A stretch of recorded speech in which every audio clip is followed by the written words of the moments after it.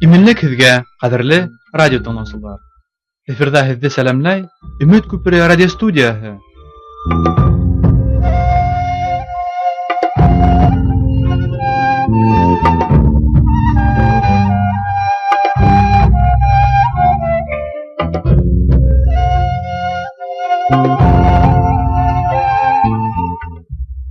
Бөгөнгө сираттағы тапшырыуыбыҙҙа беҙ һеҙгә элек булған тарихи ваҡиғаның бөгөн дә кешелек донъяһына етди ҡурҡыныс янауын һәм ошо бәләнән ҡотолоу юлын күрһәтергә уйлайбыҙ.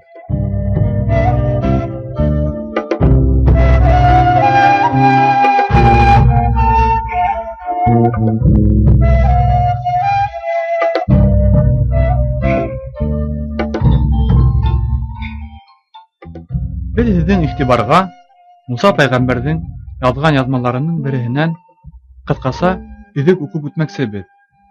Шулай итеп, 6-нсы бүлек, 5-нсе аят. Алла кешенең үтә лә ныҡ аҙғанын, ерҙә йәшәп, һәр саҡ аламалыҡ, яуызлыҡ уйлағанын күргән. Һәм кешене ерҙә барлыҡҡа килтергәне өсөн үкенеп, ныҡ ҡайғырған. Һәм Алла: кешеләрҙе ерҙе йөҙөнән ҡарасаҡмын. Кешенән алып, хайуандарҙы, бөжәктәрҙе, ҡоштарҙы ла ҡарасаҡмын. Сөнки уларҙы барлыҡҡа килтергәнем өсөн үкендем инде тигән. Бары тик Нух исемле генә бер тәртипле, изгелекле һәм ғәҙел кеше Алла ярлыҡауын ала. Һәм шулай уҡ Нухтың 3 улы була: Сим, Хам һәм Иәфәт. Тик ер Алла алдында үтә лә ныҡ аҙған һәм яуыз эштәр менән тулған. Хатта ахырҙа һәр йән эйәһе үҙенең тормош юлын аҙҙырған.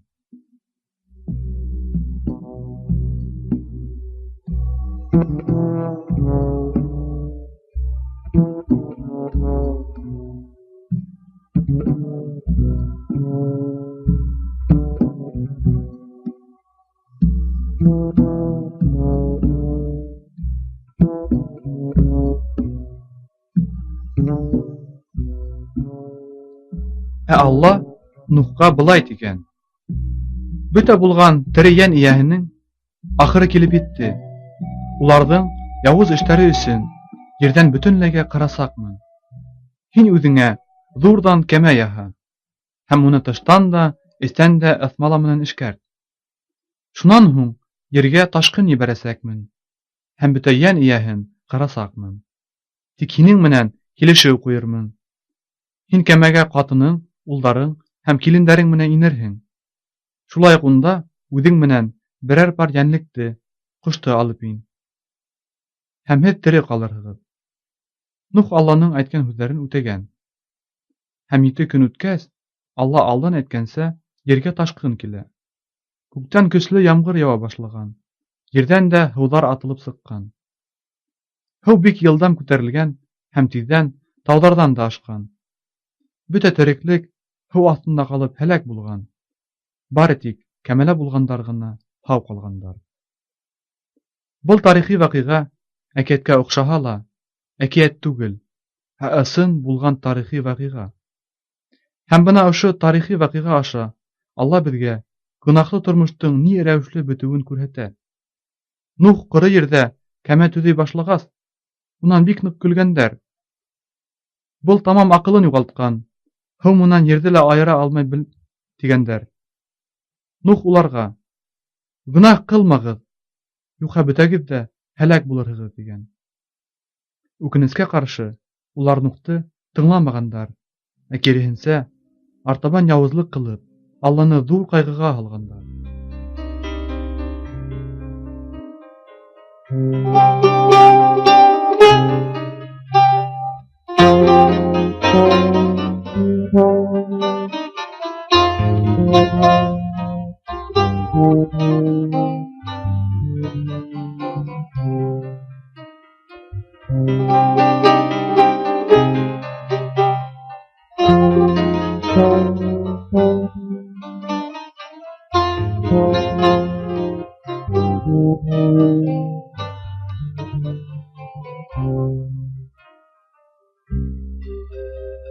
Нух уларга аҙаҡҡы тапҡыр: «Кәмәгә инегеҙ, үҙ-үҙегеҙҙе ҡотҡарығыҙ, сөнки ишектәр ябыласаҡ» тигән. Ләкин был да яуыз кешеләргә һис тә тәьҫир итмәгән. Һәм бер ваҡыт, кәмәнең ишектәре ябылғас, көслө һыу ташҡыны күтәрелгәс кенә, улар ҡурҡыуға төшөп, ҡотолор урын эҙләгәндәр. Нухтың эргәһенә кәмәгә үтеү мөмкин булмаған. Бейек тауҙарға күтәрелһәләр ҙә, уларҙы һыу бөтә ерҙә лә эҙләп тапҡан. Шул рәүешле, тыңлауһыҙ, үҙ һүҙле кешеләр бөтөнләйгә һәләк булғандар. Дуҫтар, хәҙерге заманда ошо тарихи ваҡиғаның ҡабатланыуы көтөлә. Һәм был турала беҙгә изге Инжилдә яҙылған Ғайса Мәсихтең һүҙҙәре әйтә. Алла ергә киләсәк, һәм бөтә булған яуыз, ғәҙелһеҙ, аҙғын кешеләрҙе ғәҙел хөкөм итәсәк тиелгән. Эйе, дуҫтар, был һүҙҙәр тап Нухтың һүҙҙәренә оҡшаған. Һеҙ ҙә бәлки көлөп кенә мине аҡылһыҙға һанарһығыҙ. Тик белегеҙ, үҙегеҙ өсөн һеҙ бары тик үҙегеҙ генә яуап бирәсәкһегеҙ.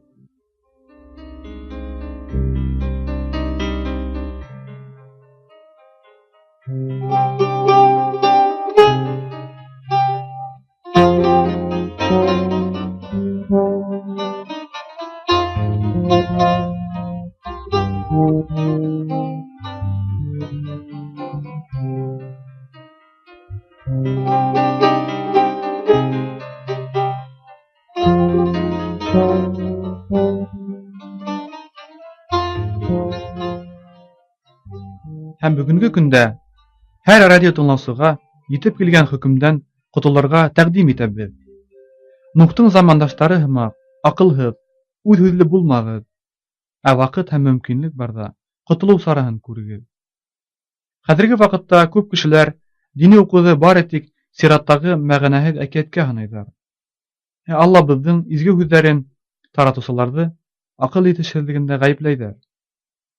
Бына ошондай ҡайғылы хәлдең ниндәйҙер бәхетһеҙлек менән янауы һиҙелә.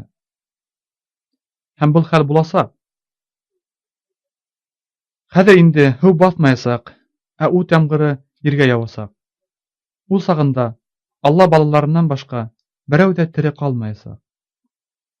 Һәм беҙ һеҙгә бөгөн ошондай фажиғәле хәлдән ҡотолоу юлын тәҡдим итәбеҙ.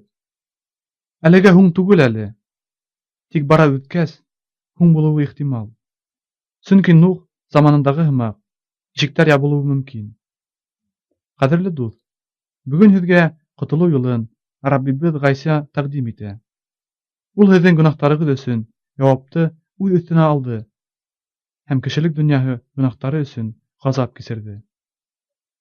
Һеҙгә бары тик доға аша Алланан ғәфү үтенеп, гонаһһыҙ тормош юлына баҫырға кәрәк буласаҡ. Һәм беҙҙең күктәге бөйөк атабыҙ һеҙҙе мәңгегә үҙ ҡанаты аҫтына алыр. Амин.